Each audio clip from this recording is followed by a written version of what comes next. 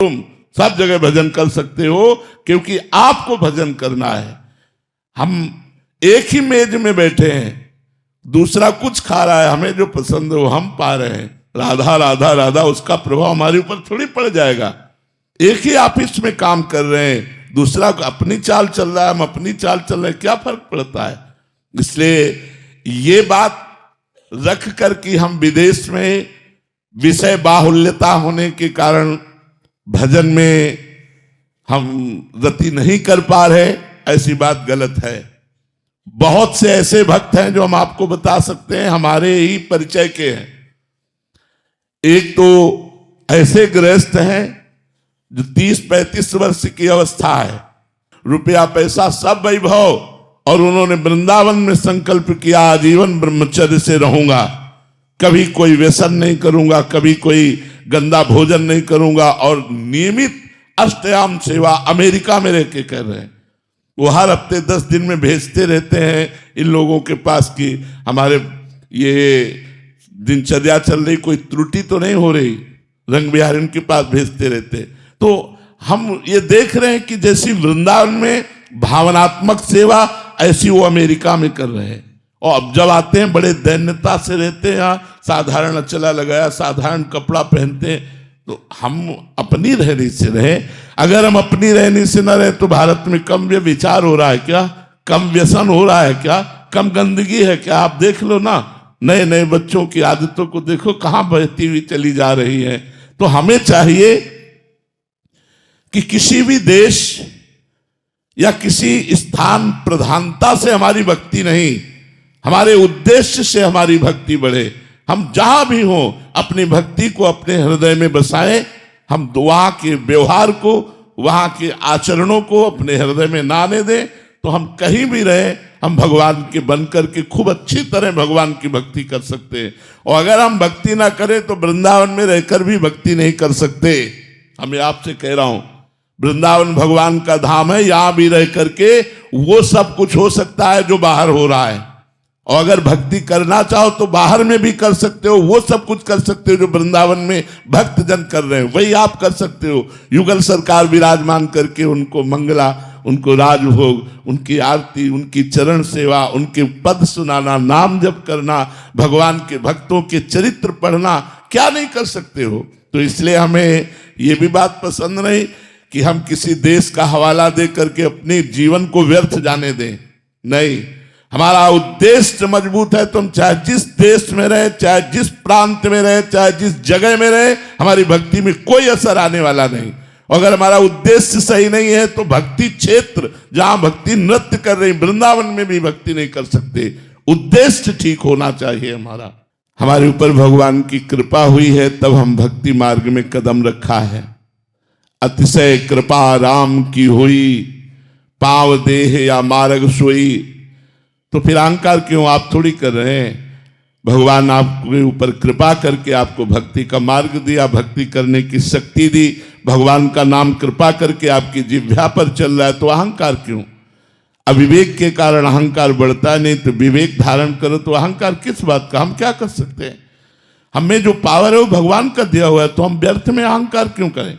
हमें जो सत्मार्ग मिला है भगवान का दिया हुआ है, हम जो भक्ति कर रहे हैं भगवान के द्वारा दी हुई कर रहे हैं, हमारे ऊपर भगवान की असीम कृपा है, ये सोचना चाहिए। अहंकार करने की जरूरत क्या है? अहंकार से तो पतन हो जाएगा। अहंकार भगवान को पसंद नहीं।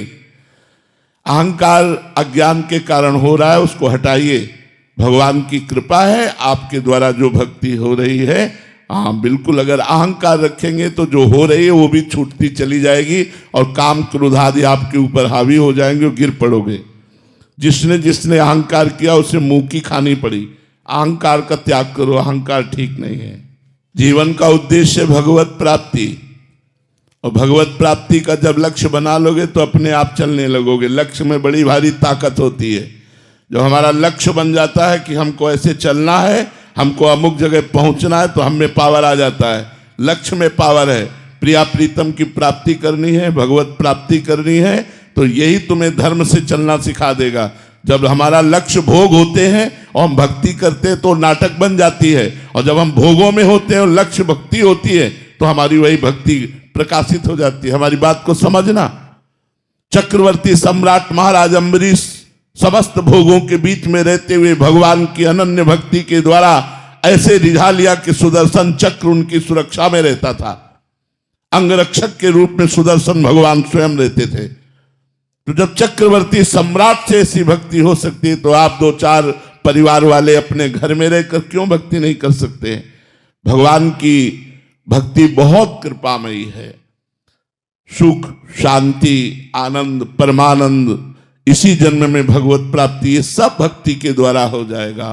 बस हमको चाहिए कि हम लगे रहें भगवान के चरणों में, नाम जप करते रहें, सदग्रंथों का पाठ करते रहें, संत जनों की वाणी सुनते रहें, अवसर मिले तो परोपकार कर दें। इसी से हमारे धर्म का पालन होगा और लक्ष्य दृढ़ हो जाने पर हमें भगवत प्राप्ति निश्चित होगी। हमारा लक्ष्य हो जाए कि मानव जीवन व्यर्थ नहीं जाने देंगे, इसी जन्म में हम भगवत प्राप्ति करेंगे। कुछ भी हो जाए, हम 100 बार गिरे, 1000 बार गिरे, तो भी हमारा जिद्दी स्वभाव यही कहेगा मैं परास्त नहीं होऊंगा, मैं आगे बढ़ूंगा, मैं भगवान की शरण तक जाऊंगा, तो निश्चित भगवान की प्राप्ति हो जाएगी। इसमें बिल्कुल निराशा नहीं आनी चाहिए। हमारा लक्ष्य भगवत प्राप्ति बन जाए तो लक्ष्य में इतनी ताकत है कि धर्म से चलने के लिए हमको सशक्त कर देगा, मजबूत कर देगा। हमारे अंदर वो सब विवेक रूपी शस्त्र आ जाएंगे जिससे हम अधार्मिक प्रवृत्तियों का नाश करके धर्म में चल सके। इसलिए लक्ष्य बनाओ भगवत प्राप्ति। लेकिन भगवत प्राप्ति का लक्ष्य वही बना सकता है जो सत्संग सुनकर अधार्मिक भोगों का त्याग कर रहा है। जो अधार्मिक भोगों को भोगता है वो केवल मनोरंजन में ऐसा बोलता है मैं भगवत प्राप्ति करना चाहता हूं, वो कर ही नहीं सकता, वो अंदर सोच ही नहीं सकता। भोगेश्वर प्रसक्ता नाम तया प्रहत चेतसाम व्यवसायत्मिका बुद्धि समाधोन विधीयते। भोग और ऐश्वर्य में जिसका चित्त अपहृत हो चुका है वो संकल्प ही नहीं कर पाता कि इस जन्म में मुझे भगवत प्राप्ति करनी है। इसलिए अधार्मिक भोगों का त्याग करके धर्म में विषयों का सेवन करते हुए, भगवान नाम जप करते हुए, सत्संग सुनते हुए हम अपना लक्ष्य दृढ़ करें कि इसी जन्म में मुझे भगवत प्राप्ति करनी है तो मैं धर्म से चल सकता हूं, क्योंकि भगवत प्राप्ति धर्म से होती है। एक बार भरनेत्र भगवान को देख लेना, ये सत्य है। भगवान को देख लेना। जो लोग कहते हैं मृत्यु सत्य, वो खुद जानते ही नहीं मृत्यु तो असत्य है। किसकी मृत्यु होती है? आत्मा अजर अविनाशी है। पंचभूत में मिल गए, कोई नहीं मरा। मरा कौन? कोई नहीं मरा। बोले मृत्यु सत्य, मृत्यु कहां से सत्य है? किसकी मृत्यु सत्य है? आत्मा तो अविनाशी अजर अमर है, उसे कभी मरना नहीं होता। और पंचभूतों में मिल गए तो मृत्यु किसकी हुई? किसी की नहीं। तो सत्य क्या है? भगवान का भजन। उमा कहाऊं मैं अनुभव अपना, सत हरि भजन जगत सब सपना। सत्य है भगवान। अगर भगवान का भजन हो रहा है तो आपका सत्य में जीवन जा रहा है। अगर भगवान से विमुख हो तो भोग में जीवन, नरक में जीवन है, मृत जीवन है। मृत जीवन जिन हरि भगति हृदय नहीं आनी, जीवित सब समान ते प्राणी। वो मुर्दे के समान जिंदा माना जाता है जिसके हृदय में भगवान का स्मरण नहीं चलता, भगवान नाम जप नहीं हो रहा हो। व्यर्थ जीवन है। मरोगे तो क्या लाद के ले जाओगे? बिल्डिंग, बैंक बैलेंस, परिवार, रिश्तेदार, नातेदार, तुम्हारा शरीर भी यहीं भस्म हो जाएगा। 4 दिन की चांदनी देखो, 40 वर्ष व्यतीत हो गए, 50 वर्ष व्यतीत हो गए, पता नहीं चला। अब पता नहीं कितनी श्वासें हैं, उनमें भी कौन सा रोग आने वाला है। कैंसर आ जाए, क्या आ जाए, क्या परेशानी आ जाए, और उस समय भगवान का भजन कर पाएंगे क्या?